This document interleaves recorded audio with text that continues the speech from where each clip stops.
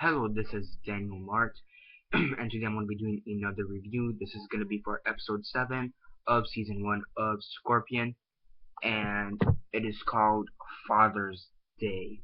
So before I begin though, 10-second spoiler warning as usual for those who have yet to actually watch the episode and haven't already. Stop the video, go check it out.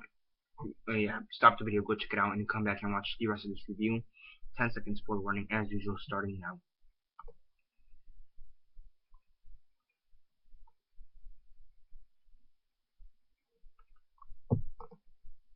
Okay, so 10 seconds are up. So for those who have yet to actually watch the episode and haven't already, please don't comment down below or be messaging me. They never gave you a fair warning, because as usual, I did.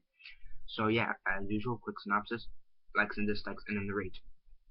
So basically in this episode you have these 3 convicts who escape a prison, and basically what happens is one of them is like a borderline genius. He has an IQ.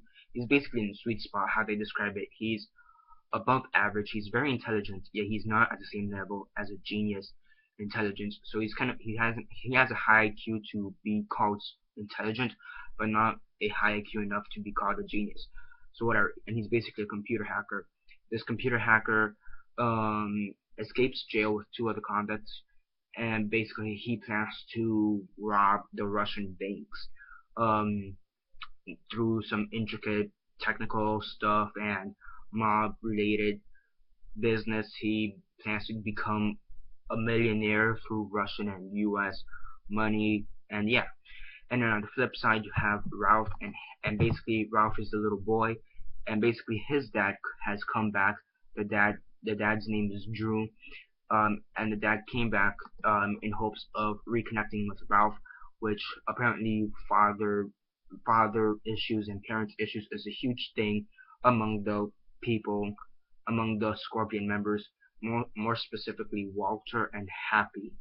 Um, so yeah, so so basically I want to say that the plot for the episode, both the subplot and the main plot, were both well executed in my opinion. But I do have to say I do think the subplot was maybe a little bit more interesting than the main plot, mostly due to the fact that the subplot kind of relates to 2 of the characters and how they have experienced life before them. So it was also pretty interesting to see how this man, who basically how they describe it is that he's pretending to be the victim when in reality it's the people who supposedly captured him who are truly the victims. So so basically this hacker, he's very intelligent, but apparently not a genius such as the rest of such as Toby, Walter, Happy, and Sylvester. He's not really a genius. So that was kind of interesting to see how a borderline genius basically can relate to an actual genius. It was very well written and very well written and very well acted in my opinion. It was pretty good overall, which I do have to admit. So also pretty cool to see a bit more development out of Ralph. How he basically handled his dad abandoning him, saying that the last time he saw him was to go out in the theater. Each movie is about 112. It's about 112 minutes or something like that. No, about an hour and 12 minutes. There's about 12 movie theaters around the area, 20 screens average per screen per theater, and then about 200 seats. So he basically did the calculations on his mind, and that basically his excuse for the dad leaving is that he probably just wanted to watch another movie. So that was pretty interesting.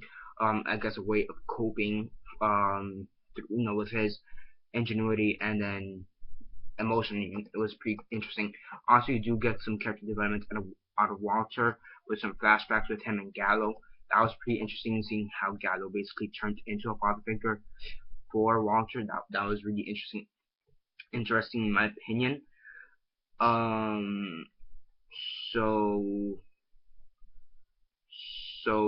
Oh, also apparently Drew, who is the father, portrayed by Brendan Hines, he's apparently gonna be a recurring character from what it seems here. So that's pretty interesting. So That's interesting. Apparently, the father figure is going to be a recurring character as of now. So yeah, I wonder how many episodes there are in this season. There's at least 10 episodes left. There's 10 episodes at least from what I can tell in the first season, and we're up to episode 7, so he has about 3 more episodes to make an appearance. So yeah, um, yeah, the episode was pretty interesting. I mean, any negatives about it? Well, sometimes it can. I mean, really, one of the main negatives about the show is that sometimes it loses its pacing about halfway, but it picks it up quickly. But overall, there's really no negatives about the show episode in this case. On a scale of 1 to 10, 1 being the worst, 10 being the best, and 6 being decent, I give this episode a 7 out of 10. It's pretty good in my opinion. So yeah, subscribe if you're not already subscribed. I do movie reviews, TV show reviews, and comic book reviews. Comment down below on your thoughts on this episode. What were your thoughts on it? Comment on that down below. Let me know. Like the video, share on Facebook, Twitter, MySpace, or whatever you guys prefer. And that's basically it for now. This is Daniel Mart signing off.